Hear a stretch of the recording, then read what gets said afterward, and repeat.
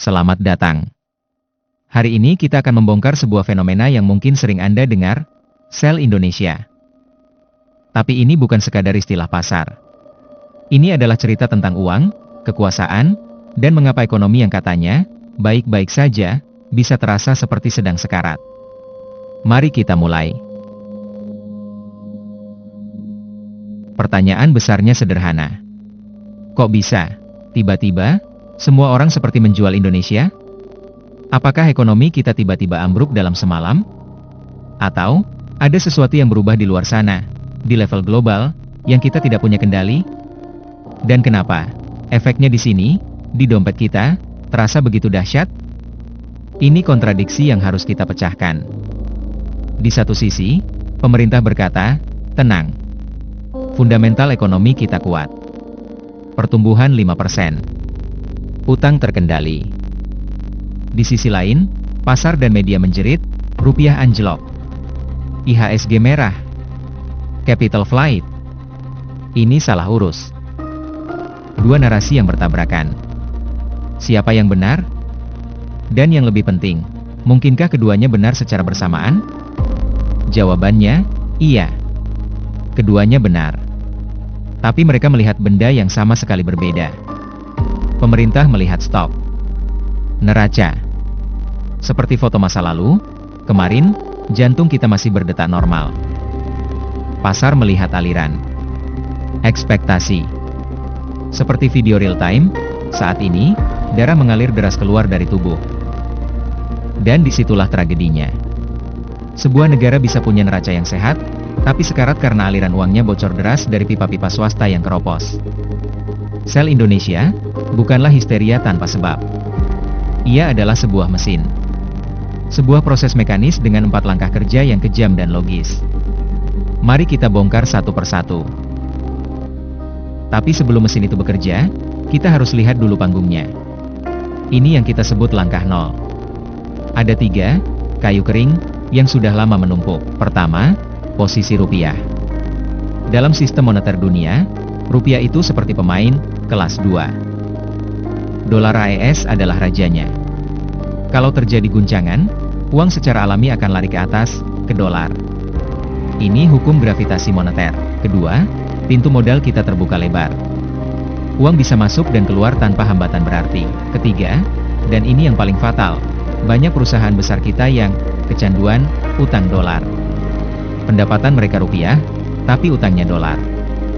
Dalam kondisi normal, tidak masalah. Tapi begitu rupiah melemah sedikit saja, bom waktu ini mulai berdetak. Lalu datanglah pemicunya.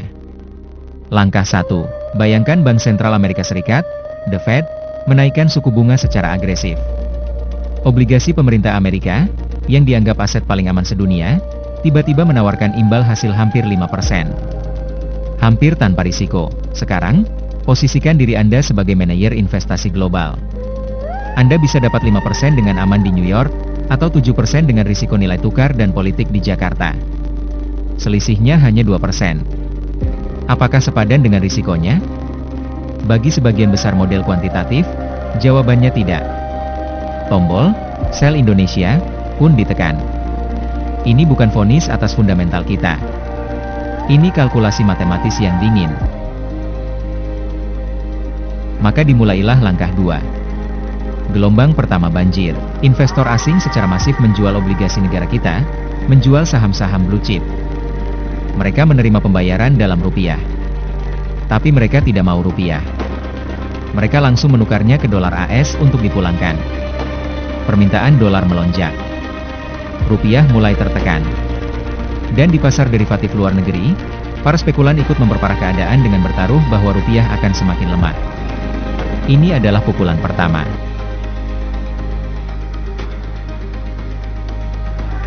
Tapi yang benar-benar berbahaya bukanlah investor asing yang pergi, melainkan apa yang terjadi setelahnya. Ini langkah 3. Gelombang kedua, yang datang dari dalam negeri kita sendiri. Saya sebut ini, drenase internal. Begini. Rupiah yang sudah tertekan oleh aksi jual asing, tiba-tiba membuat neraca perusahaan-perusahaan kita berdarah. Utang dolar mereka membengkak dalam hitungan rupiah. Untuk menyelamatkan diri, mereka harus membeli dolar. Sekarang juga, secara simultan, orang-orang kaya melihat berita rupiah melemah. Mereka pindahkan depositonya ke dolar di Singapura. Para importir panik dan mempercepat pembelian barang. Para eksportir malah menahan dolar mereka di luar negeri, menunggu rupiah makin jatuh. Aksi jual dari luar memicu aksi jual dari dalam. Dan volume aksi jual dari dalam ini jauh lebih besar. Dan jadilah lingkaran setan yang sempurna. Rupiah jatuh sedikit, memaksa korporasi dan orang kaya memburu dolar untuk menyelamatkan diri. Perburuan dolar ini membuat rupiah jatuh lebih dalam lagi. Yang membuat lebih banyak pihak panik dan ikut memburu dolar. Begitu seterusnya, berputar-putar, semakin cepat, semakin dalam. Ini adalah ramalan yang mewujudkan dirinya sendiri. Sebuah self-fulfilling prophecy yang menghancurkan. Apa hasil akhir dari lingkaran setan ini? Cadangan devisa negara, yang dipegang Bank Indonesia, terkuras habis-habisan untuk mencoba menahan laju rupiah. Pasar saham dan obligasi ambruk. Korporasi besar mulai gagal bayar utang, menghentikan ekspansi, dan melakukan PHK massal. Dan inilah ketidakadilan puncaknya. Yang paling menderita adalah rakyat kecil. Harga sembako meroket karena kita bergantung impor. PHK di mana-mana. Dan mereka tidak bisa lari ke dolar. Mereka terperangkap di kapal yang bocor, sementara yang punya sekoci sudah lama menyelamatkan diri. Jadi, siapa yang salah? Vonis ekonomi yang benar tidak seharusnya menunjuk pada satu pihak. Ini adalah kegagalan sistem yang berlapis. Di level global, ada hierarki uang yang tidak adil. Dolar adalah raja, dan rupiah hanyalah hamba. Ketika raja bersin, hamba yang mati. Di level domestik, kita punya struktur ekonomi yang membuat sektor swasta kita kecanduan utang dalam mata uang yang tidak kita kontrol.